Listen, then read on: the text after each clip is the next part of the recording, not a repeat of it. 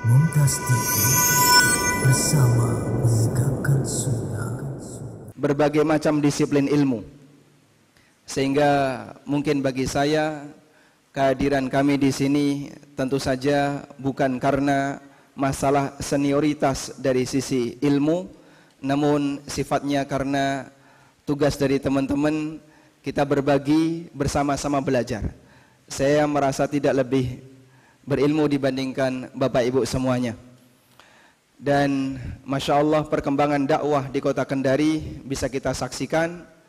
Dan ini bagian dari jasa para asatidzah. Dengan adanya para ulama yang ada di sekitar kita dan para asatidzah yang menyebarkan ilmu, kita menjadi manusia yang lebih terbimbing dalam menjalani hidup. Hasan Al-Basri rahimahullah pernah mengatakan, laulal ulama lakanan nasu kal bahaim. Andaikan bukan karena ulama, maka manusia tidak ubahnya seperti binatang. Andaikan bukan karena jasa dan pendidikan yang diberikan oleh para ulama, maka manusia ketika mereka bermuamalah, ketika mereka mencari dunia, gak ada ubahnya dengan binatang. Karena itu dengan bimbingan ilmu, seorang mukmin memiliki kesadaran dalam setiap aktivitas muamalah yang dia lakukan. Sebab dia yakin hidup tidak sekali, akan ada kehidupan yang kedua, di mana dia akan mendapatkan hisab dari Allah Subhanahu wa Ta'ala. Karena itulah manusia yang sama sekali tidak dibimbing hidupnya, yaitu orang-orang yang tidak mau beriman kepada Al-Quran dan Sunnah Nabi SAW, dikatakan oleh Allah dalam menikmati dunia sebagaimana layaknya binatang. Allah Subhanahu wa Ta'ala berfirman, walladzina kafaru ya'kuluna wa yatamatta'un kama ta'kulul an'am. Orang-orang kafir mereka makan dan menikmati dunia sebagaimana layaknya binatang. Kita tahu yang namanya binatang, mereka tidak pernah punya perhatian dengan aturan. Binatang tidak tahu mana rumput yang halal, mana rumput yang haram. Sapi tidak ngerti ini rumput miliknya ataukah rumput milik tetangganya. Mereka tidak pernah mengenal mana yang riba, mana yang mubah. Semuanya dimakan. Itulah manusia ketika mereka tidak mendapatkan aturan dari Allah Subhanahu wa Ta'ala, karakternya disebut oleh Allah Subhanahu wa Ta'ala sebagaimana layaknya binatang. Dan kondisi semacam ini Allah Subhanahu wa Ta'ala sebutkan menjadi bagian dari sifat orang-orang yang tidak beriman. Sebagai peringatan, jangan sampai orang mukmin memiliki karakter yang sama. Padahal kita tahu bahwa ujian terbesar yang diberikan oleh Allah Subhanahu wa Ta'ala kepada umat Muhammad sallallahu alaihi wasallam adalah ujian dalam masalah harta. Disebutkan dalam hadis riwayat Muslim, Rasulullah sallallahu alaihi wasallam bersabda, inna likulli ummatin fitnah wa fitnatu ummati al-mal. Setiap umat itu memiliki sumber fitnah. Yang dimaksud dengan sumber fitnah adalah potensi yang menyebabkan mereka itu jauh dari iman, gagal untuk menjadi hamba yang taat kepada Allah. Lalu Nabi SAW mengatakan, wa fitnatu ummati hiyal mal, dan fitnah umatku diletakkan oleh Allah Subhanahu wa Ta'ala pada harta. Maka tugas kita untuk bersabar dalam berinteraksi dengan dunia bisa jadi lebih besar dibandingkan umat masa silam. Sebab umat Muhammad SAW sumber kebinasaan mereka diletakkan oleh Allah Subhanahu wa Ta'ala kepada harta. Artinya banyak sekali ketika manusia bermuamalah dengan dunia, mereka gagal untuk bersabar sehingga sampai mereka menabrak aturan, dan bahkan itu menjadi bagian dari kebiasaan yang sudah menjadi hal yang lumrah dilakukan oleh masyarakat. Disebutkan dalam sebuah hadis riwayat Bukhari. Yang hadis ini berbicara tentang kondisi masa depan. Dan Nabi SAW menyampaikan ini sebagai bagian dari mukjizat yang Allah berikan kepada beliau. Di antara mukjizat beliau apa? Beliau mendapatkan wahyu tentang keadaan masa depan, sehingga beliau bercerita tentang apa yang akan terjadi di masa mendatang, yang itu tidak mungkin bisa dimiliki oleh manusia biasa. Sebab Zat yang maha mengetahui hal yang gaib, Allah Subhanahu wa ta'ala merahasiakan hal yang gaib itu kepada siapapun, kecuali kepada siapa? Para rasul yang dipilih oleh Allah Subhanahu wa ta'ala. Allah berfirman, alimul ghaibi fala yudhiru ala ghaibihi ahada illa man irtada mir rasul. Dialah Zat yang mengetahui hal yang gaib, dan Allah tidak pernah membocorkan hal yang gaib itu kepada siapapun. Maka tidak akan mungkin ada manusia biasa yang bisa mengetahui hal yang gaib, berbicara tentang masa depan, meramal nasib orang, atau aneka hal yang gaib yang lainnya. Tidak mungkin orang itu bisa tahu. Sebab Allah Subhanahu wa ta'ala tidak pernah membocorkan hal yang gaib itu, kecuali orang yang diutus oleh Allah Subhanahu wa ta'ala. Illa man irtada mir rasulin, kecuali para rasul yang diutus oleh Allah, yang diridai oleh Allah. Allah berikan sebagian hal yang gaib itu kepada mereka, lalu mereka menyampaikan kepada umatnya. Tayyib, sebagai bukti bahwasanya mereka adalah utusan Allah Subhanahu wa ta'ala yang mendapatkan wahyu, sehingga berita semacam ini tidak akan mungkin mampu disampaikan oleh manusia illa min qibalin nubuwah, kecuali dari jalur kenabian. Dan Rasulullah SAW menyampaikan ini. Apa yang beliau sampaikan? Nabi SAW mengatakan, la ya'tiyanna 'alan nasi zamanun la yubalir mar'u ma akhadha min. Sungguh akan datang satu zaman di tengah umat manusia. Sungguh akan datang satu zaman di tengah umat manusia, di mana orang tidak lagi peduli dari mana dia mengambil harta. Aminal halal, aminal haram. Apakah dari yang halal ataukah dari yang haram? Dan bisa jadi zaman sebagaimana yang disebutkan oleh Nabi SAW dalam hadis ini sedang kita alami. Bisa jadi zaman sebagaimana yang disabdakan oleh Nabi SAW dalam hadis ini sedang kita alami. Betapa banyak ketika orang itu bermuamalah dalam urusan dunia, mereka tidak peduli batasan halal dan haram.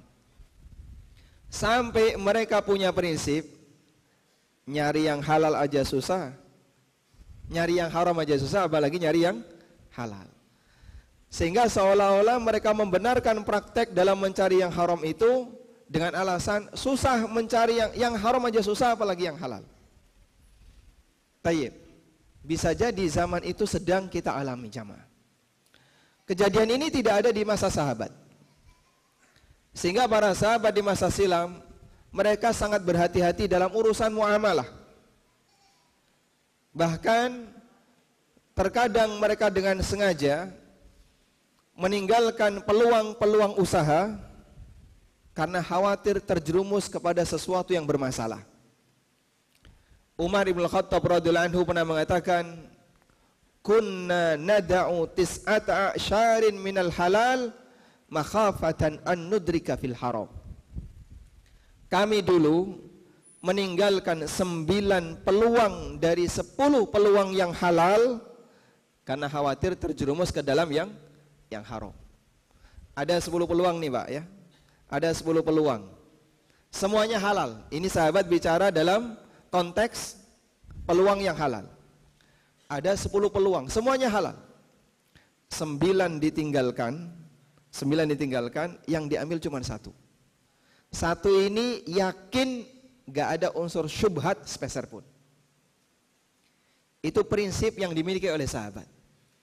Kunna nada'u tis'ata a'syarin minal halal makhafatan an nudrika fil haram. Kami dulu meninggalkan 9 dari 10 peluang yang halal, sehingga cuma diambil 1. Khawatir terjerumus ke dalam sesuatu yang haram. Orang di zaman sekarang Pak, kalau nemu yang namanya peluang, kira-kira gimana Pak? Jangan sampai lepas, jangan sampai hilang. Bahkan kadang peluang yang dia dapatkan itu jangan sampai diketahui oleh orang lain, sehingga dia tahan jangan sampai informasi ini bocor. Padahal bisa jadi kawannya sendiri, sama-sama satu majelis ilmu, sama-sama satu ustadz, saking pelitnya dia untuk berbagi. Sehingga ketika dia menemukan semacam itu, pokoknya selama masih ada peluang, tancap gas. Itu di zaman sekarang jamaah. Makanya kalau dulu Nabi SAW memberikan kita panduan, ketemu perkara yang syubhat, itu diapakan? Yang syubhat diapakan? Ditinggalkan. Yang halal itu jelas, yang haram itu jelas. Pertengahannya bagian syubhat. Bagi orang yang tidak kenal sunnah, halal jelas, haram jelas, tapi diambil dua-duanya. Bagi ikhwah yang sudah kenal sunnah, halal jelas, haram jelas, syubhat diapain? Carikan alasan untuk bisa jadi halal. Sehingga kalau Rasulullah SAW ngasih nasihat, faman ittaqa syubhat faqad istabra'a li dinihi wa irdi. Siapa yang menjauhi syubhat, maka akan selamat agama dan kehormatannya. Selamat agama dan kehormatannya. Sehingga orang yang meninggalkan syubhat, insya Allah dia bisa menjadi muslim yang istiqomah. Salah satu di antara upaya yang bisa kita lakukan untuk menjadi orang baik, istiqomah di atas kebaikan, tinggalkan yang syubhat. Karena Nabi SAW menyebutkan korelasi, hubungan antara meninggalkan syubhat dengan kebaikan seseorang. Faman ittaqa syubhat faqad istabra'a lidini. Barang siapa yang meninggalkan syubhat, maka berarti dia telah menjaga agamanya. Artinya dia akan diberi petunjuk oleh Allah untuk selalu istiqomah. Dan yang kedua, wa irdi, dan kehormatannya. Artinya gimana? Dia menjadi orang yang hartanya tidak dicurigai oleh orang lain. Menjadi orang yang hartanya tidak dicurigai oleh orang lain. Nyaman tidak kira-kira Pak? Sangat nyaman. Kadang begini jamaah, ada orang yang dia kaya, punya banyak fasilitas, punya banyak harta, tapi masyarakat curiga sama dia. Wah, jangan-jangan ini hasil yang kayak gini, jangan-jangan ini hasil kayak gini, jangan-jangan ini hasil seperti ini. Masyarakat curiga kepadanya, sehingga orang suudzon kepada orang ini, dan biasa masyarakat seperti itu suudzon kepadanya. Sampai mungkin dia sakit hati kepada masyarakat. Kenapa? Karena mereka menjaga jarak interaksi. Dikasih, ada yang nolak. Ketika bertamu di rumahnya, ada yang nggak mau makan suguhannya. Sebab masyarakat suudzon kepada harta orang ini. Dan itu salah satu di antara hukuman yang diberikan oleh Allah Subhanahu wa taala kepada orang yang berusaha untuk, atau orang yang tidak mau meninggalkan harta syubhat. Kehormatannya jatuh karena masyarakat suudzon terhadap hartanya. Ada banyak cerita yang sampai ke saya, di mana teman-teman yang sudah ngaji, kadang mereka punya teman akrab di kalangan orang yang punya jabatan di instansi A atau instansi B atau instansi C. Saat main bareng kemudian ditraktir, itu teman-temannya ragu, ini duit halal atau tidak. Dan itu disampaikan di depan orang ini. Cuman karena mereka sudah akrab ya, nggak sampai berantem ya. Tapi itu salah satu di antara bukti bahwa terkadang ada orang yang menilai miring harta orang lain. Sebabnya apa Pak? Dia tidak meninggalkan syubhat. Termasuk di antara kadang ya, ikhwah yang sudah belajar sunnah, yang sudah ngaji, mohon dipahami, jangan sampai kita hanya punya pemahaman yang penting pokoknya nggak syirik, semua dosa diampuni. Akhirnya utang nggak bayar. Ketika ditagih afwan akhi. Saat dia berangkat umroh sampai ada orang yang curiga, oh jangan-jangan dia umroh pakai duit orang lain. karena lama ngutang nggak bayar. Kecurigaan semacam itu bagian dari hukuman yang diberikan oleh Allah Subhanahu wa taala kepada orang yang tidak meninggalkan harta syubhat. Maka Nabi SAW memberikan jaminan, kalau orang ingin terbebas kehormatan dirinya dan agamanya, kehormatan dirinya sehingga dia tidak dicurigai oleh orang lain tidak suudzon kepada hartanya, tinggalkan yang syubhat. Cuman biasanya yang seperti ini berat. Banyak sekali para jamaah ketika bertanya tentang masalah muamalah tertentu, lalu difatwakan oleh Ustadz Erwandi atau Ustadz Arifin Badri atau asatidah yang lainnya, atau mungkin Ustadz Tasmin menyampaikan fatwa ini haram, dilarang. Kemudian selesai sesi kajian, beliau mendekat. Tadi pertanyaannya dari saya Ustadz, itu kira-kira solusi halalnya bagaimana? Masya Allah. Kira-kira solusi halalnya bagaimana? Baik. Dan memang seorang ustadz ketika memberikan jawaban haram, itu bisa mengubah muka, roman wajah yang bertanya, Pak. Terus setelah ini saya harus bekerja kemana? Mungkin dia akan merasa deg gitu hatinya ya.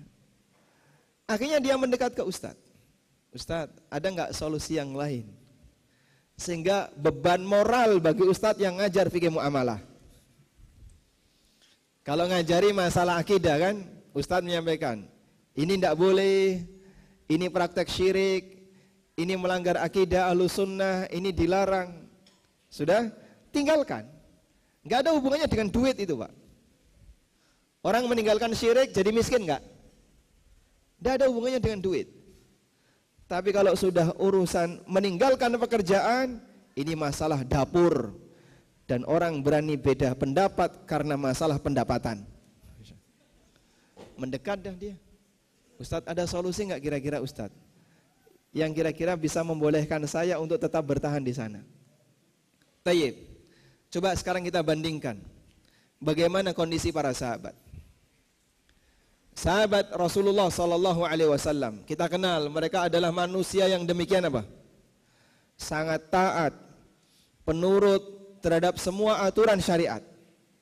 Sehingga mereka satu kata setiap kali mendapatkan aturan, apa yang mereka ucapkan? Sami'na wa ata'na. Kami dengar dan kami taat. Dan komitmen seperti itu Masya Allah berkali-kali ditampakkan oleh Allah, dibandingkan antara kaum Yahudi dengan para sahabat Nabi SAW. Yahudi sering gagal, sahabat berhasil. Sebagai contoh, orang Yahudi dilarang untuk mencari ikan saat hari apa? Hari Sabtu. Dilarang untuk nyari ikan hari Sabtu, karena mereka diminta untuk fokus ibadah. Namun ketika hari Sabtu, Allah Subhanahu wa taala menguji mereka. Itatihim hitanuhum yauma sabatihim syurra'a. Maka datanglah ikan-ikan itu di hari Sabtu semuanya mengapung di permukaan. Menarik perhatian Yahudi. Akhirnya di hari Sabtu berikutnya mereka membuat hilah, siasat bagaimana caranya untuk bisa mendapatkan ikan. Yang mereka lakukan apa, Pak? Masang keramba di hari Jumat sore, ngambilnya di hari Ahad pagi. Dan Allah murka dengan perbuatan mereka ini, akhirnya mereka dilaknat oleh Allah dan dijadikan sebagai kera dan babi. Meskipun semuanya kemudian meninggal. Baik, ujian yang sama dialami oleh para sahabat. Allah Subhanahu wa taala berfirman, "Ya ayyuhalladzina amanu la nabluwannakum bisyai'im minas saidi tanaluhu aydikum warimahukum." Wahai orang-orang yang beriman, sungguh kami akan menguji kalian dengan adanya binatang buruan yang itu bisa kalian tangkap dengan tangan kalian atau dengan tombak kalian. Kapan kejadian itu? Saat sahabat berangkat dari Madinah menuju Mekah untuk melaksanakan umroh. Mereka pakaian ikhram dalam perjalanan dari Dzul Hulaifah menuju Madinah. Berapa jaraknya? Berapa jaraknya? 450-an kilo. 11 marhalah. Satu marhalah kan 50 ya. Atau 9 marhalah, 450-an kilo. Dalam jarak yang demikian jauh berpakaian ihram. Berapa lama mereka bertahan seperti itu, Pak? Kurang lebih antara 5 sampai 7 hari.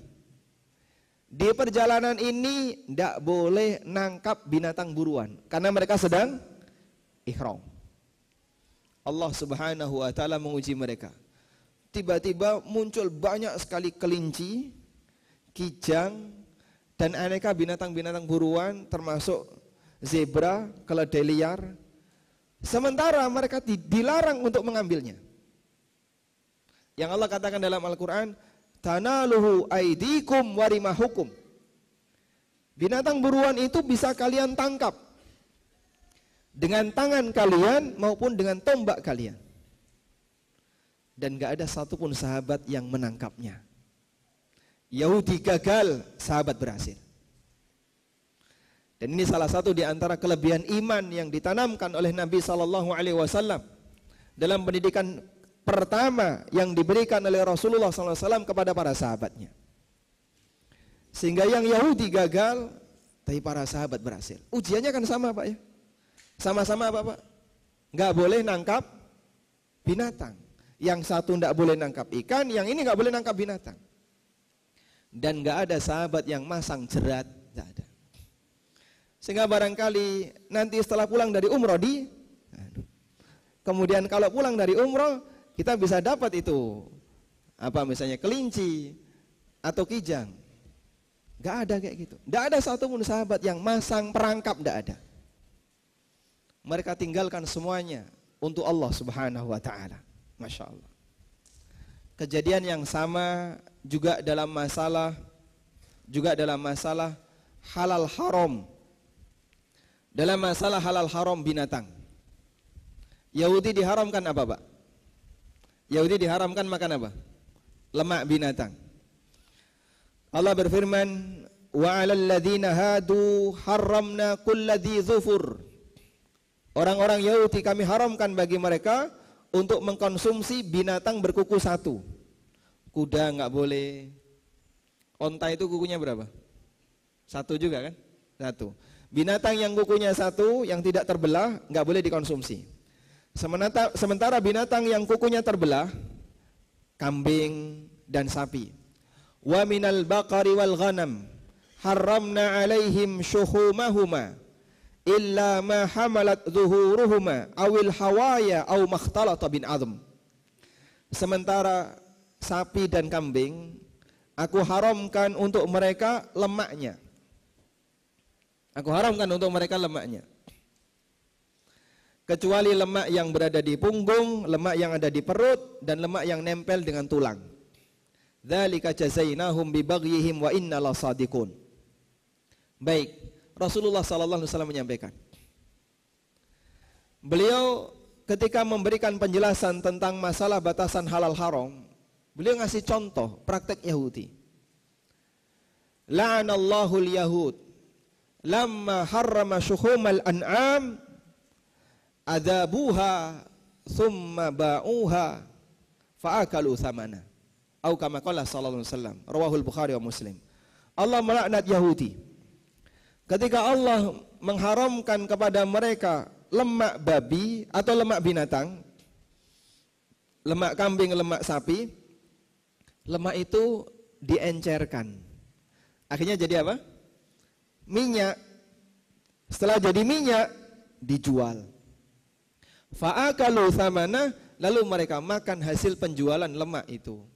Alasan Yahudi, yang dilarang kan lemak. Tapi kalau sudah jadi minyak, ini berubah. Minyak tidak dilarang.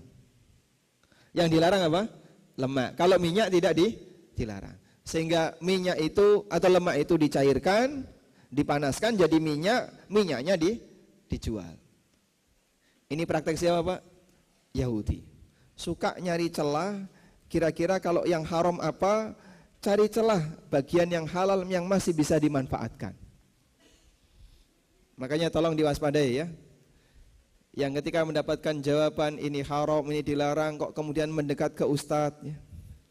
Terus tanya, Ustadz, kira-kira solusi halalnya bagaimana? Saya tidak sebut keturunan Yahudi ya. Saya tidak sebut ya. Baik. Tayyib, silakan dinilai sendiri.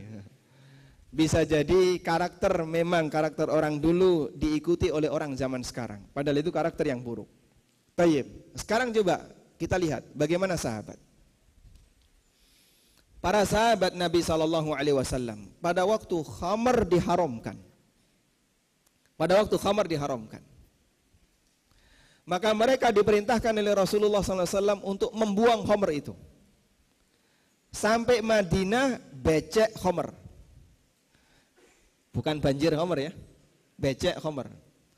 Bapak Ibu lihat kalau habis hujan deras ya, karena tanah itu sudah mengalami saturasi, kejenuhan sehingga cairan itu tidak bisa terserap, terjadi apa? Becek. Khamar seperti itu. Saking banyak yang dibuang sehingga sudah tidak bisa lagi terserap di tanah, akhirnya permukaan tanah Madinah di jalan-jalan becek dengan khamar. Ada masalah dengan satu sahabat yang bernama Abu Talhah radhiyallahu anhu. Siapa Abu Talhah? Siapa Abu Talhah? Angkat tangan dulu. Siapa Abu Talhah? Nah. Sepupunya Rasulullah SAW, jauh sekali. Istrinya, suaminya Ummu Sulaim. Berarti apanya dengan Anas hubungannya apa? Bapak tiri. Barakallahu fikum. Masya Allah, dapat hadiah ya. Ini judulnya pengantar permodalan dalam Islam. Barakallahu fikum. Abu Talha, suaminya Ummu Sulaim. Yang beliau ketika menikah dengan Ummu Sulaim, maharnya apa? Maharnya apa? Masuk Islam. Ayah tirinya Anas bin Malik radhiyallahu anhu. Beliau radhiyallahu anhu diamanahi untuk membawa harta anak yatim agar nanti dikembangkan sehingga saat anak yatim ini sudah dewasa, hartanya bisa diserahkan. Oleh Abu Talha, harta ini diinvestasikan. Harta anak yatim ini diinvestasikan.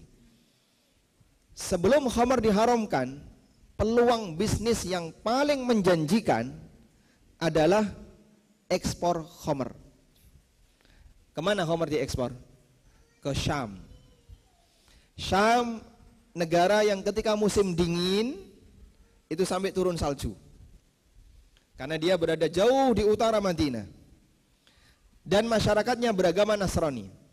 Sehingga kalau musim dingin, stok yang diandalkan oleh penduduk Syam adalah mendem, minum khamar. Maka masyarakat Madinah terkadang mereka ngirim khamar ke Syam, sehingga sesuatu yang bisa jadi enggak laku di Madinah mahal di Syam.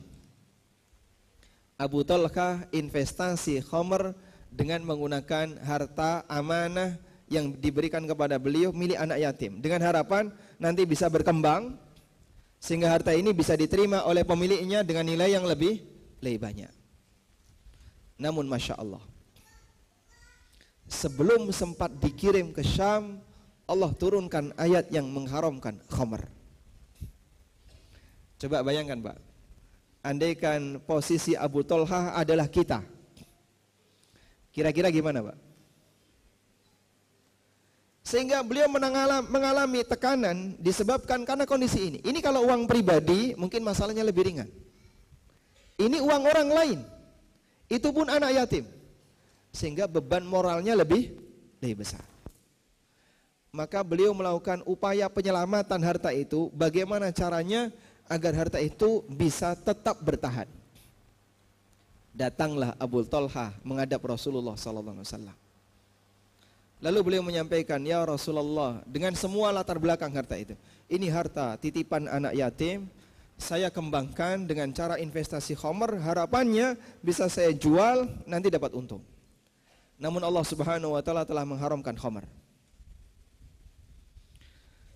Abu Talha menyampaikan hal ini kepada Nabi SAW, dan Rasulullah SAW memberikan jawaban, gak ada pengecualian. Ahrikha, buang itu khamar. Abu Talha mendapatkan jawaban tidak sebagaimana yang beliau harapkan. Balik lagi kepada Rasulullah SAW. Ada satu peluang yang barangkali ini bisa dicari, bisa didapatkan. Ada satu peluang.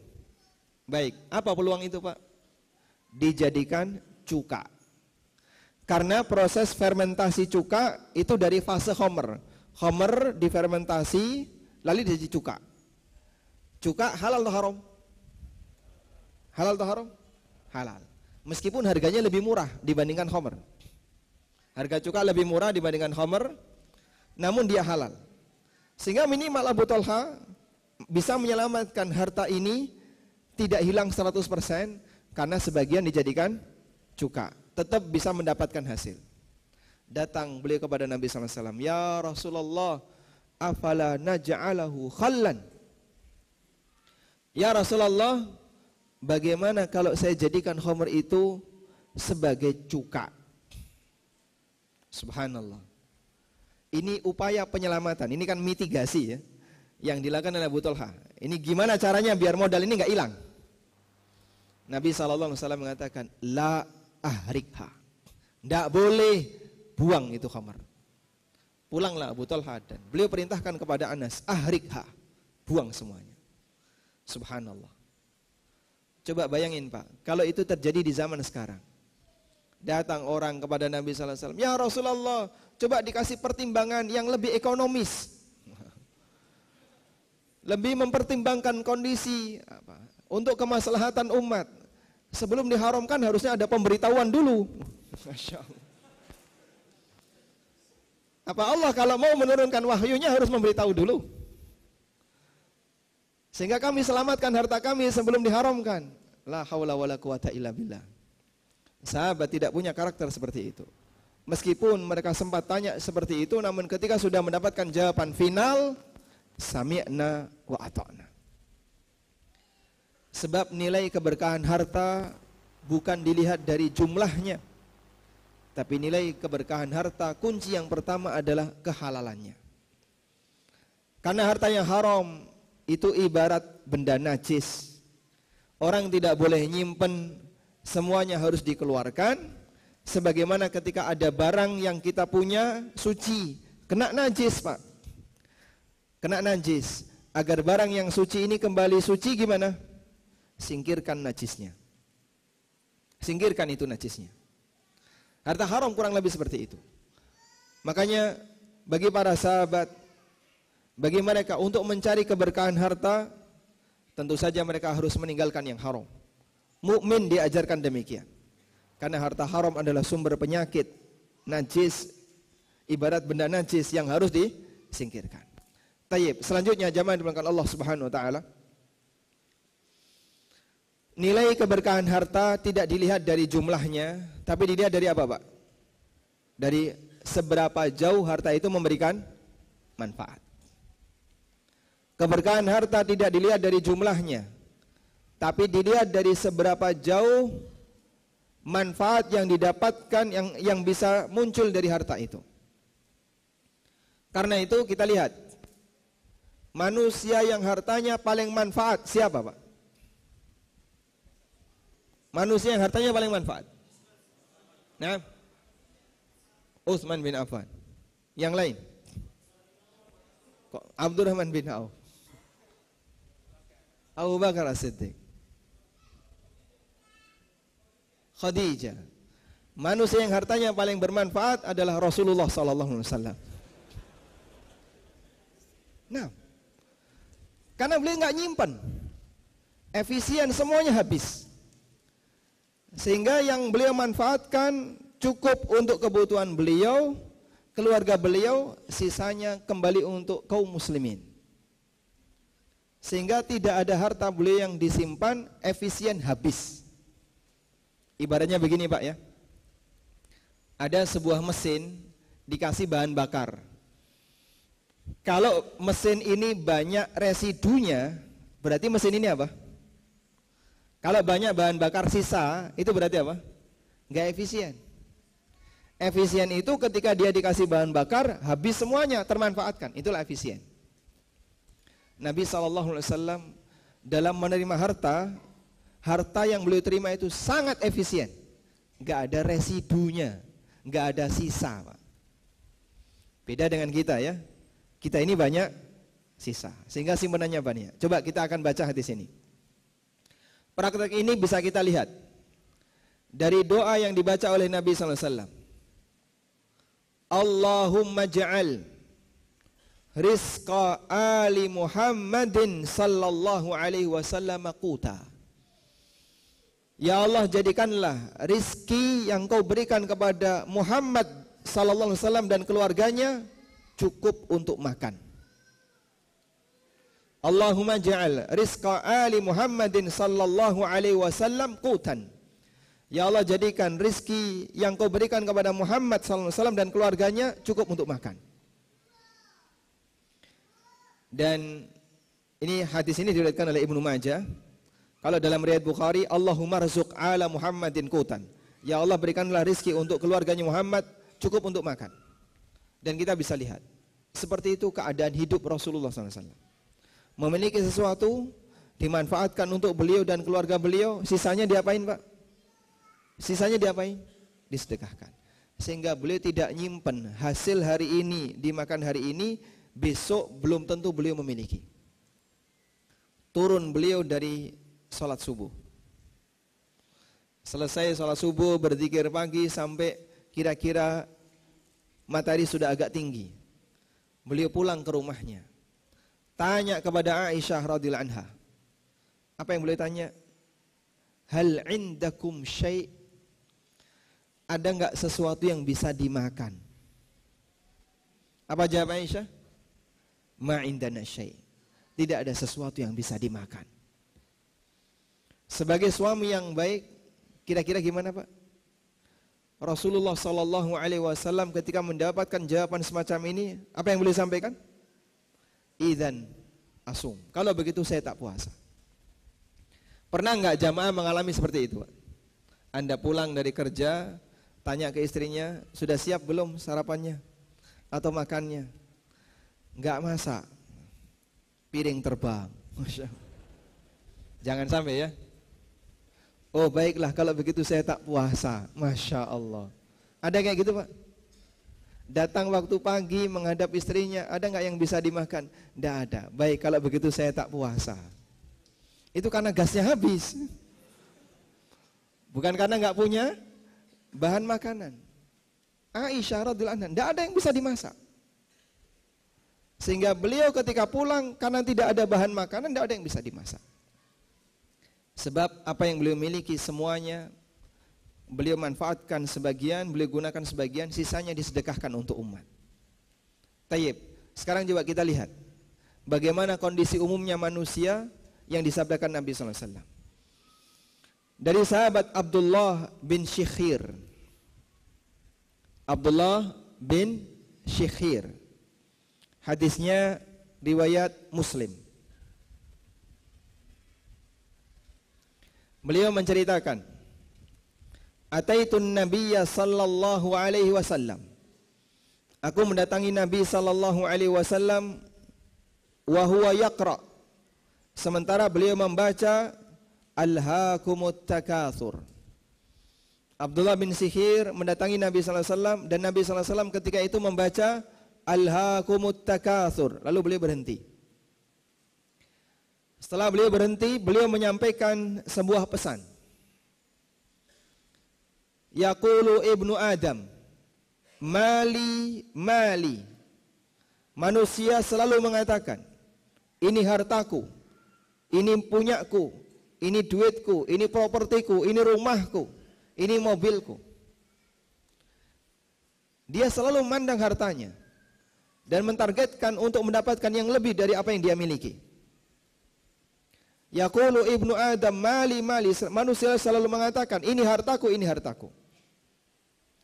Qala, kemudian Nabi SAW mengatakan, wa hal laka min malika ya ibnu Adam illa ma akalta fa afnaita wa ma labista fa ablaita wa ma tasaddaqta fa amdaita.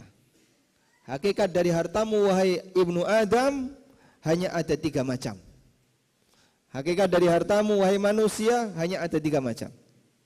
apa yang kau makan sampai habis, apa yang kau pakai sampai rusak, dan apa yang kau sedekahkan sehingga abadi di hari kiamat. Itulah hakikat dari harta kita. Makanya hadis ini menjelaskan kesimpulan yang sebagian orang sulit untuk memahami, yaitu kesimpulan yang mengatakan sekaya apapun manusia, sebanyak apapun pendapatannya, tidak akan mampu melampaui jatah rizkinya. Saya ulang ya, sekaya apapun manusia, dia tidak akan mampu melampaui jatah rizkinya. Sebagaimana semiskin apapun manusia, dia tidak akan mati sebelum jatah rizkinya habis. Ini teori keseimbangan dalam masalah rizki antara kaya dan miskin. Rasulullah SAW menyebutkan, innahu lan tamuta nafsun hatta tastawfiya rizqaha. Tidak ada jiwa yang mati kecuali dia menghabiskan seluruh jatah rizkinya. Maka semiskin apapun manusia, dia tidak akan mati sebelum jatah rizkinya habis. Sebaliknya, sekaya apapun manusia, dia tidak akan mampu melampaui jatah rizkinya. Yang pertama kita paham, orang miskin gak bakalan mati sebelum jatah rizkinya habis. Terus apa makna yang kedua? Makna yang kedua seperti ini. Orang meskipun dia sangat kaya, punya banyak harta, kita perlu tahu hakikat dari rizki itu bukan harta yang dia simpen dan yang dia dapatkan, tapi apa yang melayani dirinya. Itulah hakikat dari hartanya. Sehingga ada orang Pak ya, penghasilannya banyak, duitnya banyak, tabungannya banyak, usianya sudah relatif penuh dengan uzur, 60 ke atas. Hartanya untuk dipakai membeli makanan, satu meja bisa lengkap. Cuman dia punya banyak warning, peringatan. Pak, kolesterol, darah tinggi, asam urat, jantung, ginjal, paru-paru. Terus saya bolehnya yang mana? Bapak kan punya gula, ini enggak boleh. Bolehnya apa? Air putih aja Pak ya. Ada kayak gitu jamaah? Duitnya banyak tapi dia nggak bisa menikmati dunia. Banyak Pak, banyak. Sehingga hartanya banyak, bertumpuk itu hartanya, tapi orangnya stroke. Hartanya bertumpuk, orangnya stroke, apa yang bisa dia nikmati? Ada orang hartanya bertumpuk, tapi dia punya banyak pantangan, apa yang bisa dia nikmati? Hartanya banyak, mau dipakai jalan-jalan, dia mabuk, gak sanggup untuk naik kendaraan. Hartanya banyak, punya rencana nikah lagi tapi takut. Masuk gak itu? Termasuk gak? Gak masuk ya? Oh gak masuk. Ini pengecualian ya. Dicoret aja itu, jangan dicatat ya. Sehingga dia punya harta, namun dia tidak bisa memanfaatkannya. Termasuk salah satunya punya harta tapi takut memanfaatkannya. Kok bisa Pak? Cuman disimpan aja itu, ditaruh di dalam bunker. Duitnya tunai, nggak bisa dimanfaatkan karena ditaruh di dalam bunker. Ini harta sebenarnya bukan rizki dia. Makanya perlu dibedakan antara memiliki dengan menjadi rizki. Ini dua hal yang berbeda. Apa yang kita miliki belum tentu jadi jatah rizki kita. Sebab hakikat dari rizki adalah seperti yang disebutkan dalam hadis riwayat Muslim tadi dari sahabat Abdullah bin Sikhir, wa hallaka min malika ya ibna Adam illa ma akalta fa afnaita wa ma labista fa ablaita wa ma tasaddaqta fa amdaita. Hakikat dari hartamu itu wahai manusia adalah apa yang kau makan sampai habis, yang kau pakai sampai rusak, dan yang kau sedekahkan sehingga abadi di hari kiamat. Sementara apa yang kau simpan belum tentu jadi jatah rizkimu. Kita lebih pintar nyimpen atau pakai? Lebih pintar mana Pak? Coba dicek di lemari Pak. Bapak Ibu punya baju yang dipakai untuk sehari-hari berapa? Paling cuma 5 setel, 6 setel. dengan baju yang disimpan bertumpuk-tumpuk di lemari banyak mana, Pak? Banyak mana, Pak? Banyak yang ditumpuk, Pak. Itu ibu-ibu Masya Allah, tahun ini belanja 5 jilbab, nanti ada model baru belanja lagi, numpuk itu jilbab, sampai beli lemari baru untuk wadahi jilbab. Padahal yang dipakai, Pak, Masya Allah, paling kajian sebulan sekali. Dia keluar rumah pakai untuk kajian hanya mungkin dalam sepekan 5 setel. Sisanya yang dia tumpuk banyak sekali. Yang ditumpuk itu Anda hanya nyimpen tapi bukan rizki Anda. Belum lagi perabotan ya. Gelas yang kita pakai sehari-hari di rumah berapa? Berapa, Mak? 5 paling ya. Kotor, cuci, piring kan gitu kan. Kotor, cuci lagi, dipakai lagi. Sendok garpu juga sama. Dengan gelas yang disimpan banyak mana? Kadang lemarinya penuh dengan Tupperware. Masya Allah. Suaminya mau pakai dimarahi. Padahal belinya pakai duitnya siapa belinya pakai duit suaminya. Suaminya mau pakai dimarahi. Masya Allah. Istri Bapak seperti itu, Pak? Hah? Sabar, Pak ya. Ngerawati kayak gini harus sabar, Pak. Itu salah satu di antara contoh. Orang pinter nyimpen tapi dia nggak bisa memanfaatkan. Inikah yang dimaksud harta yang berkah, Pak? Inikah yang dimaksud harta yang berkah? Bukan. Sehingga kadang ada orang yang Masya Allah mobilnya nggak cukup 5, Pak. Ini mobil koleksi dia. Punya motor ditaruh di ruang tamu. Dikasih tulisan, jangan dinaiki. Duh, kok bisa? Ini salah fungsi. Motor ini dibuat oleh pabriknya untuk dinaikin. Ini enggak, ditaruh di ruang tamu, dikasih tulisan, jangan dinaiki. Terus mau dipakai apa ini, Pak? Cuman dilihatin doang. La haula wala quwata illa billah. Sehingga kadang kita ini, Pak, menyepelekan kemanfaatan dari nikmat yang Allah berikan. Cuman kita tumpuk, kita dapetin, kita tumpuk, dapat ditumpuk, tapi kita tidak memanfaatkannya. Sehingga mohon maaf, ada banyak orang yang kadang Masya Allah ya, kulkasnya itu penuh dengan daging. Idul Adha kemarin sampai Idul Adha tahun depan masih tersisa. Di dalam itu Masya Allah. Kok pinter lah nyimpan, Pak? Ada kayak gini, Pak? Mulai ngaku ya. Terjadi karena masyarakat, bahkan kaum muslimin, dia tidak tahu sebenarnya hakikat dari rezeki yang bermanfaat itu yang mana. Rasulullah SAW dengan kalimat yang sangat ringkas ini, hakikat dari rezekimu adalah apa yang kau makan sampai habis, yang kau gunakan sampai rusak, dan yang kau sedekahkan. Sementara apa yang kau kumpulkan, yang kau simpan belum tentu jadi jatah rezekimu. Orangnya mati jadi warisan yang menikmati orang lain. Bisa jadi ketika anaknya sengketa, lalu mereka berantem, bawa pengacara, darahnya, kemudian hartanya keluar banyak sekali. Akhirnya nyiprat kemana-mana karena mereka berantem saat rebutan warisan. Itu semuanya bukti bahwa sesuatu yang disimpan oleh manusia belum tentu menjadi jatah rezekinya. Wallahu ta'ala alam. Tayyib. Sampai jam berapa kita?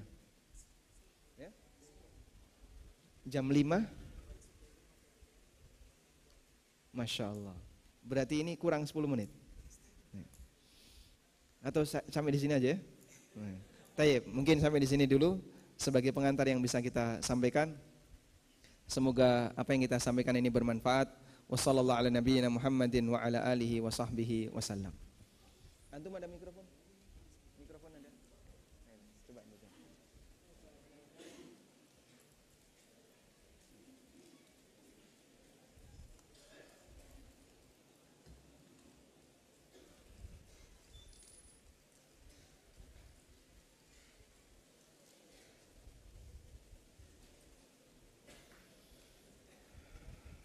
Baik jemaah sekalian, kita masuk pada sesi tanya jawab.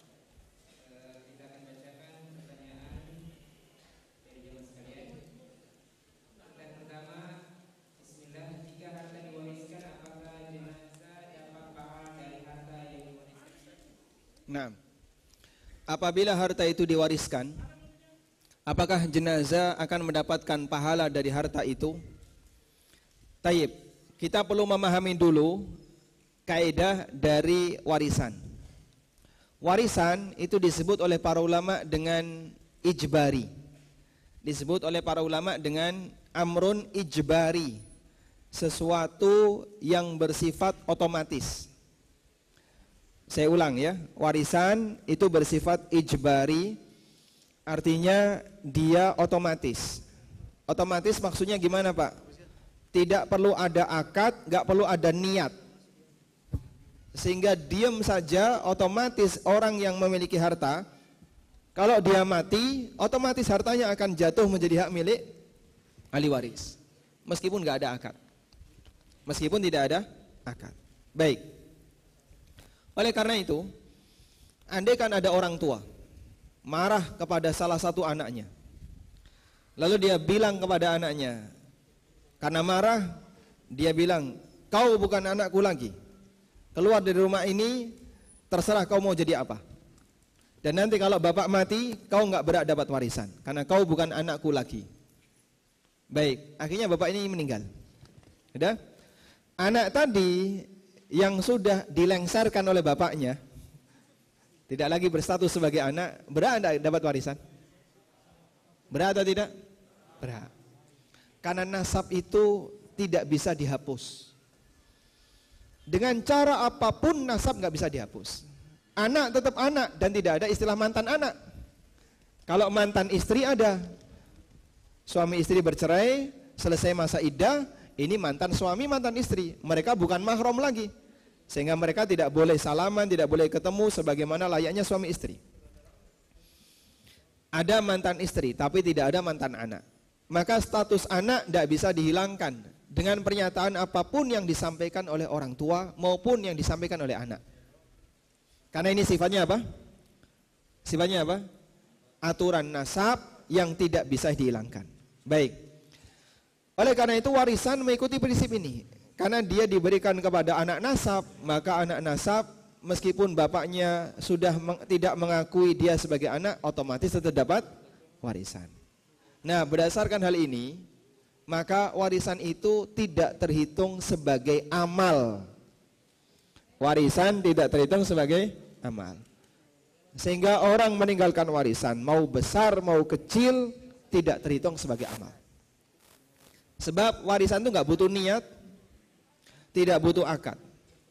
Orang yang mati dan dia tidak pernah berniat untuk mewariskan hartanya, apakah nanti jadi warisan? Tetap. Kenapa? Ijbari, otomatis ya. Baik. Oleh karena itu, apabila orang tua meninggal dunia lalu meninggalkan warisan, warisan itu dimiliki oleh anak, apakah orang tua dapat pahala? Tidak. Karena ini bukan amalnya. Kecuali jika orang tua memberikan hibah sebelum dia meninggal. Dia hibahkan hartanya untuk anaknya dalam rangka untuk mendukung kebaikan anaknya, biar anak ini nanti bisa mandiri, dia tidak meminta-minta, mencukupi kebutuhan anaknya, insya Allah berpahala karena dia berbuat baik kepada anak. Atau dia berikan kepada istrinya. Dan Nabi SAW mengatakan, khairukum li ahli wa ana khairukum li ahli. Orang yang terbaik di antara kalian adalah orang yang memberikan sikap yang terbaik bagi keluarganya, bagi istrinya. Dan aku orang yang paling baik bagi keluargaku. Baik. Kalau seperti itu keadaannya sebelum dia mati, dia hibahkan. Jadi amal. Tapi kalau hanya sebatas, apa tadi? Warisan, tidak jadi amal. Wallahu alam. Baik. Jazakumullah khair Ustaz atas jawabannya. Kita beralih kepada pertanyaan berikutnya tentang keberkahan dari gajinya Ustaz. Assalamualaikum warahmatullahi wabarakatuh. Afwan Ustaz, saya mau bertanya, saya bekerja setiap harinya selama 7 jam. Tetapi dalam prosesnya saya seringkali bekerja melebihi waktu kerja saya.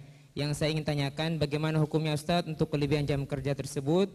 Yang kedua, apakah boleh saya datang tidak tepat waktu karena seringnya saya pulang melebihi jam kerja saya? Dan ketiga, hukum memakan atau menggunakan barang yang diberikan teman yang bekerja di lembaga ribawi. Terima kasih. Waalaikumsalam warahmatullahi wabarakatuh. Barakallahu fiik. Apa hukumnya melebihi jam kerja? Apabila Anda bekerja di lembaga sosial, misalnya di dunia pendidikan, dan termasuk mungkin tidak jauh dari ini adalah rumah sakit. Sebab Anda bekerja bentuknya adalah membantu orang lain yang membutuhkan. Dan Anda lebihkan dengan niat agar performance kerja Anda jauh lebih bagus dan agar Anda bisa memberikan layanan yang lebih maksimal kepada orang lain, insya Allah berpahala. Jika diniatkan untuk itu, berarti Anda wakaf sebagian waktu Anda menderma, berdonasi dengan sebagian waktu Anda untuk memberikan manfaat bagi umat. Insya Allah berpahala. Yang kedua, kalau Anda bekerja di unit usaha non-sosial, bisnis tertentu yang nggak ada hubungannya dengan masalah sosial, lalu Anda lebihkan. Nah, di sini ada dua keadaan. Jika karena ngejar karir, sehingga biar nanti dapat gaji yang lebih banyak, atau biar disayang sama pemilik perusahaan sehingga nanti dia gajinya dinaikin, berarti dia nambah waktu murni untuk nyari dunia. Tidak ada nilai pahalanya, tidak ada nilai pahala yang bisa dia dapatkan, kecuali diniatkan semoga nanti bisa memberikan nafkah yang lebih untuk keluarga karena gaji dia kurang. Insya Allah bisa bernilai pahala. Tayyib. Yang ketiga, melebihkan jam kerja karena rutinitas. Mungkin dia takut karena bosnya belum pulang, akhirnya dia nggak berani pulang, atau dia khawatir teman-temannya karena belum ada yang pulang, akhirnya dia juga nggak berani pulang. Berarti sebenarnya dia apa? Terpaksa dengan itu. Kalau seperti ini urusan Anda dengan perusahaan. Anda tidak dibayar lebih, Anda apakah mau minta tambahan bayaran atau tidak, itu urusan Anda dengan pihak perusahaan. Nah, sekarang kalau begini Pak, sengaja telat pulang, tapi pada saat waktu awal Anda sengaja telat masuk, boleh atau tidak? Boleh atau tidak? Tergantung Anda sengaja telat pulang itu sebabnya apa? Jika karena permintaan perusahaan, maka Anda boleh minta kompensasi. Tapi kalau karena keinginan pribadi, Anda tidak berhak mengurangi jam masuk. Berdasarkan kaidah, kalau tidak salah disampaikan oleh Al-Qadhi Syuraih. Al-Qadhi Syuraih pernah menyampaikan, man alzama nafsahu bisyai' fahuwa alaih. Siapa yang secara sukarela memberikan hak pribadinya, yaitu tanggung jawab dia. Artinya dia nggak boleh minta tambahan. Kamu telat pulang kan karena keinginan kamu sendiri, bukan karena permintaan perusahaan. Ya terserah kamu. Maka kamu tidak boleh mengurangi jam masuk disebabkan karena dia pernah telat. Karena dia menjual, tidak boleh kayak gitu. Nah, berkaitan dengan menerima hadiah dari orang yang hartanya bercampur antara halal dan haram. Para ulama memberikan rincian. Meskipun ada beberapa ikhtilaf dalam masalah ini, yang paling tegas adalah mazhab Malikiyah. Sehingga mereka melarang sepeser pun kita menerima hadiah dari orang yang pekerjaannya haram. Sampai disebutkan dalam sebagian riwayat dari salah satu keterangan ulama Malikiyah, kalau nggak salah Ibnu Habib. Ibnu Habib menyebutkan, kalau kamu kehujanan, thumma istadhalta fi baiti sarraf, lalu kamu berteduh di balkon. Tahu balkon, Pak? Di balkon rumah orang yang pekerjaannya tukang sarraf. Tukang sarraf itu jual beli emas, tukar menukar perak dan seterusnya. Yang itu peluang ribanya besar. Maka pindah, jangan di situ. Sebab balkon ini balkon yang semu riba. Balkon ini balkon yang berpotensi warna riba. Suruh pindah, Pak. Ini balkon loh, Pak. Apalagi makanan. Dan ini prinsipnya mazhab Malikiyah. Yang kedua dalam mazhab Syafi'iyah, apabila orang itu dominan hartanya haram, dominan ya, dia punya halal, punya haram, dan dominan haram, maka terlarang bagi orang ini atau makruh bagi orang ini untuk menerima hadiah darinya. Tidak sampai haram tapi makruh bagi orang yang memiliki, bagi orang yang diberi hadiah untuk menerima hadiah. Ini dalam mazhab Syafi'iyah. Tayyib. Kemudian kalau hartanya tidak dominan haram, jadi ada yang halal, ada yang haram, dan dominan halal, pendapat yang lebih kuat boleh untuk mengambil hadiah dari orang ini dengan dalil praktek yang dilakukan oleh Rasulullah SAW dan para sahabat dalam berinteraksi dan bermuamalah dengan orang Yahudi. Baik, namun ini semuanya berlaku dengan catatan haram yang didapatkan adalah harta haram saling ridho. Kalau harta haramnya karena dolim, misalnya hasil mencuri, hasil korupsi, hasil apa lagi? Perjalanan dinas yang sisa kemudian dibawa pulang, dan aneka hasil-hasil yang dolim lainnya, menipu dan seterusnya. Harta haram yang didapatkan dengan cara dolim statusnya sama sebagaimana harta haram karena zatnya. Statusnya sama sebagaimana harta haram karena zatnya. Harta haram karena zatnya mau pindah kemanapun tetap haram. Ada orang ya punya sekilo daging babi, orang Nasrani, dikasihkan ke kaum muslimin, berubah hukum enggak? Tidak. Kaum muslimin ini ngasihkan ke ulama, berubah hukum tidak? Tidak. Sehingga daging babi ini tetap haram siapapun yang memegangnya, karena dia haram apa? Zatnya. Harta haram yang didapatkan dengan cara dolim, menipu, korupsi, kemudian hasil apa? Memaksa orang dan seterusnya, ini haram untuk diterima oleh siapapun ketika dikasihkan ke orang lain. Sehingga kalau kita tahu ini hasil korupsi, Pak, dia mau money laundry, penyucian uang, haram untuk kita terima. Wallahu a'lam. Kita beralih kepada pertanyaan berikutnya. Masya Allah semakin banyak pertanyaan Ustaz. Ya, pertanyaan berikutnya, Ustaz, apa hukumnya mengupload video edukasi bidan di sosial media dengan model bidan akhwat? Apakah halal gajinya? Gimana? Ustaz, apa hukumnya mengupload video edukasi bidan tentang mungkin kelahiran atau melahirkan, Ustaz, di sosial media dengan model bidan akhwat? Bagaimana, apakah halal gajinya? Kemudian pertanyaan selanjutnya, Ustaz. Beliau tugasnya apa itu? Bidan. Pekerjaan beliau apa? Karena upload di YouTube pendapatannya kan dari Google AdSense ya. Yang dibahas Google AdSense-nya atau bagaimana? Atau bidannya? Mungkin di sini videonya, Ustaz. Videonya. Mungkin dia tahu hukum tentang itu, Ustaz. Tentang hukum AdSense itu enggak tahu. Mungkin hanya dia tanyakan ini tentang mengupload video. Membuat video. Ya, sehingga itu dibayar. Ya. Dan dia dibayar. Tapi video yang dia buat edukasi tentang kebidanan. Nah, coba nanti ditanyakan ke Ustaz Tasmin ya. Kalau bisa dibatasi penontonnya hanya untuk wanita, insya Allah tidak masalah.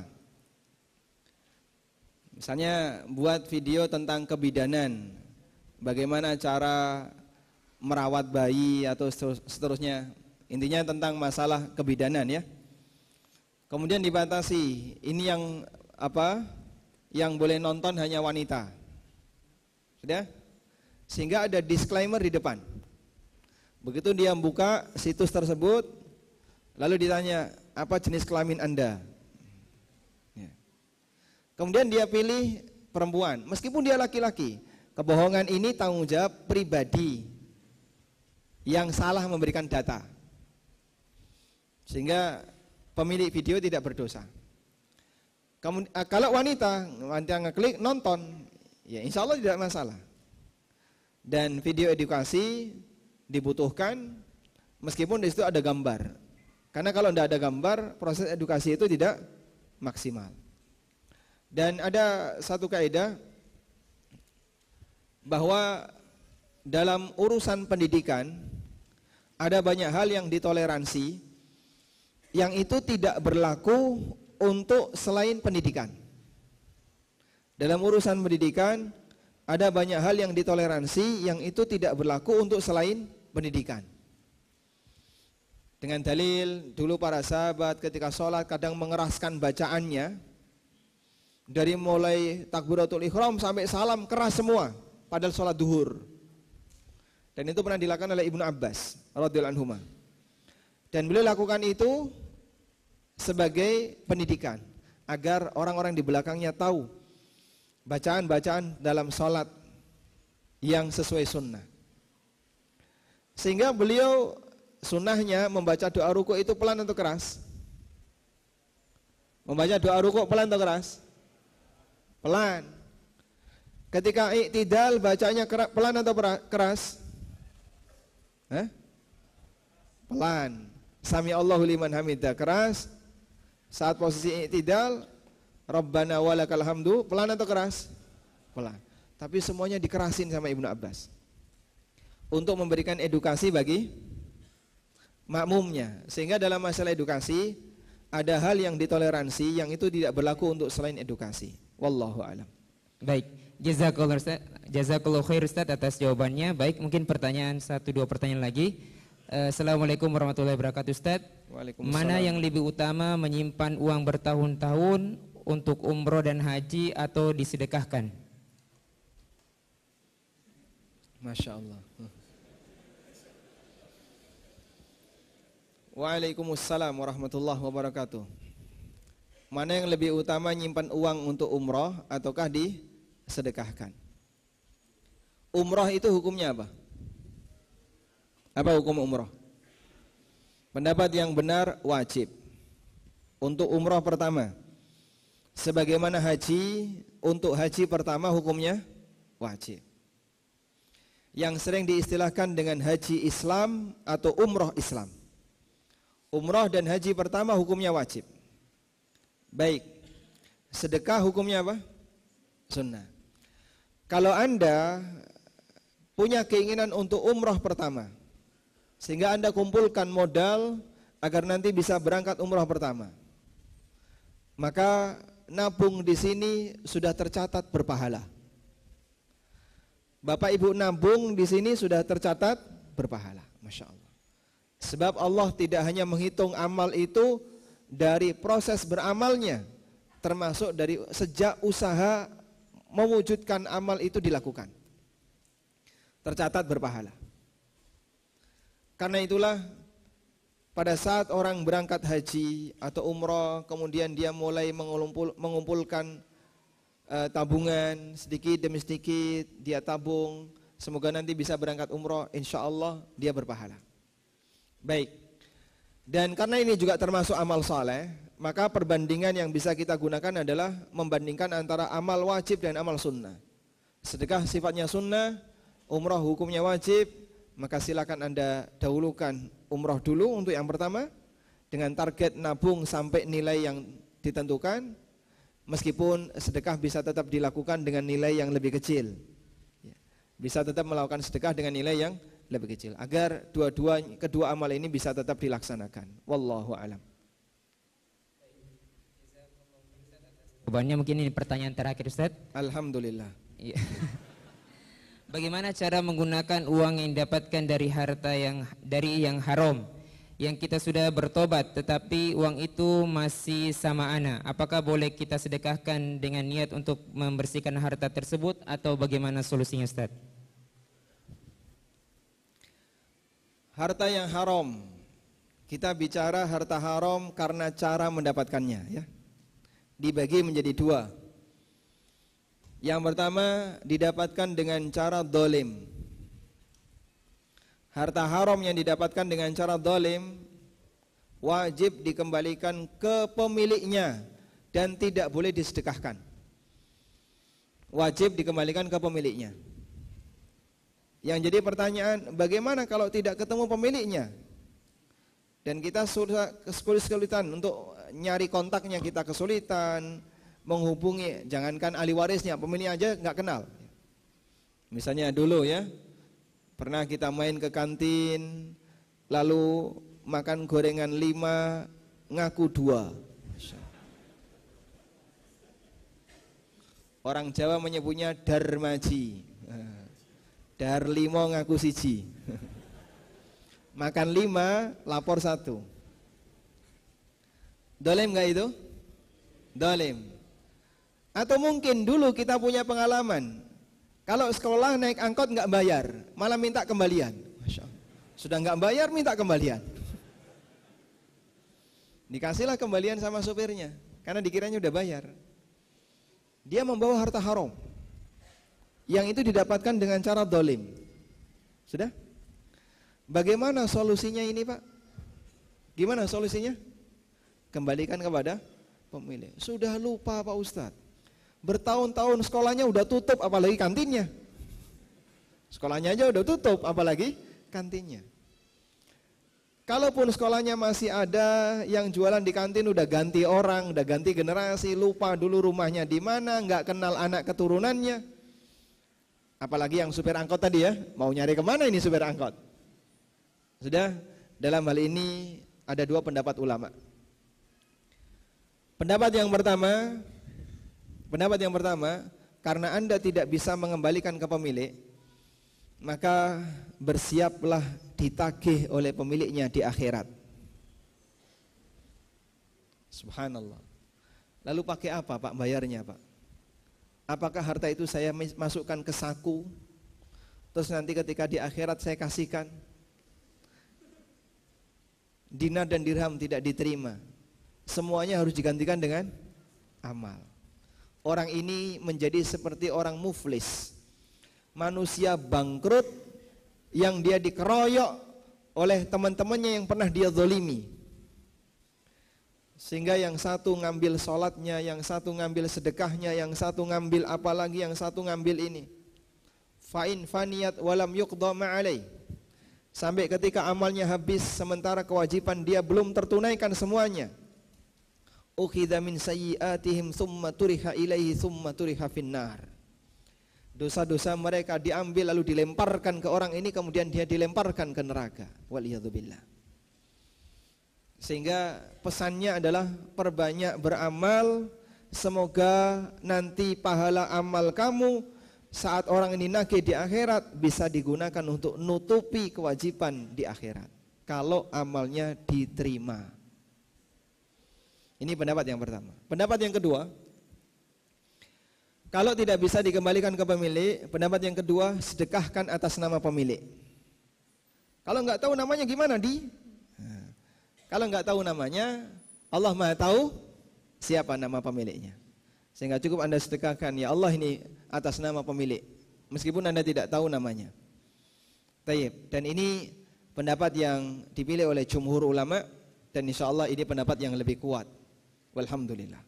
Nah, selanjutnya, satu lagi ya. Maghrib jam berapa? 4:07. Baik, insya Allah masih cukup ya. Selanjutnya, harta haram yang didapatkan dengan cara saling ridho. Sebutkan contoh 5 harta haram yang didapatkan dengan cara saling ridho. Angkat tangan dulu. 1, 5 ya. Ya. Riba.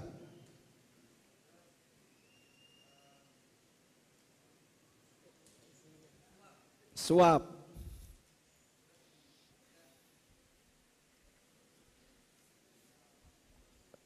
Baik, kita pindah ya.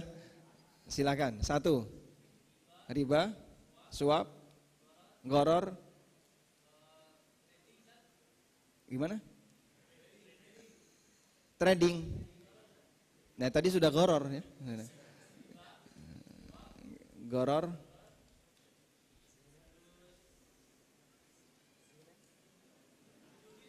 Judi saling ridho enggak? Saling ridho, baik. Satu lagi. Masya Allah. Transaksi barang haram ya. Jual beli rokok saling ridho enggak?